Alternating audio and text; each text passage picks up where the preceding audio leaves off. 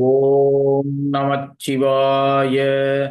ஏகதந்த கஜமுகா லோகபந்த நிஜகுணா நாகச்சந்த புஜபலா உமானந்த பாகிமாம் ஐந்து கரத்தனை யானை முகத்தனை இந்தின் இளம்பிறை போலும் எகிற்றனை நந்தி மகந்தனை ஞானக் கொழுந்தினை குந்தியில் வைத்து அடிபோற்றுகின்றேனே. இன்றைய நாளுக்குரிய திருமந்திரம் அது ஐந்தாம் தந்திரத்தில் சகமார்க்கம் எனும் தலைப்பில் ஏழாவது பாடல். இந்த பாடலில் திருமூலர் சன்மார்க்க நெறியாளர்களின் மனதில் அந்த பரம்பொருளான சிவபெருமான் குடியிருப்பான் என்பதை உறுதிபட கூறுகிறார். இதோ அந்த பாடல். வளம் கனிபொக்கும் வளநிறத்தார்க்கும் வளம் கனிவொப்பது ஓர் வாய்மையனாகும். உளம் கனிந்து உள்ளம் உகந்து இருப்பார்க்கு பழம் கனிந்துள்ளே புகுந்து நின்றானே.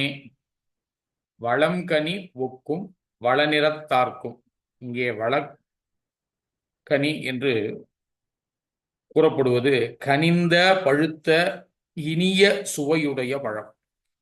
வளநிறத்தார் என்பது சன்மார்க்க நெறியை பின்பற்றுபவர்கள். இனிய பழம் போன்ற சன்மார்க்க உணர்வுடைய சான்றோர்கள் உள்ளத்தில் இனிய சுவையுடைய பழம் போன்றது எது? வளம் கனி ஒப்பது ஓர் வாய்ப்பயனாகும்.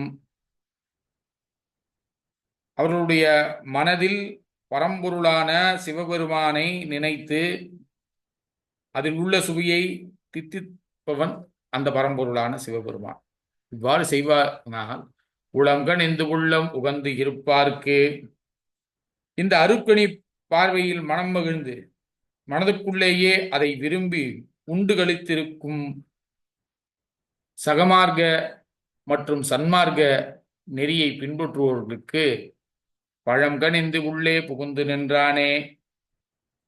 மனதுக்குள்ளே அதை விரும்பி உண்டு களித்திருந்த சன்மார்க்க நெறியாளர்களுக்கு இறைவன் ஞான பழமாக அவர்கள் மனதுக்குள்ளேயே தத்துவ மயக்கங்களை இருந்து அவர்களை விடுவித்து அவர்களை மற்றவர்களுடன் வேறுபடுத்தி தான் மட்டும் அந்த தனியாட்சி செலுத்துவான் என்று உறுதிபட கூறுகிறார் திருமூலர். இதைத்தான் அவர் வளம் கனிவொக்கும் வளநிறத்தார்க்கும் வளம் கனிவொப்பதுவோர் வாய்மையனாகும்.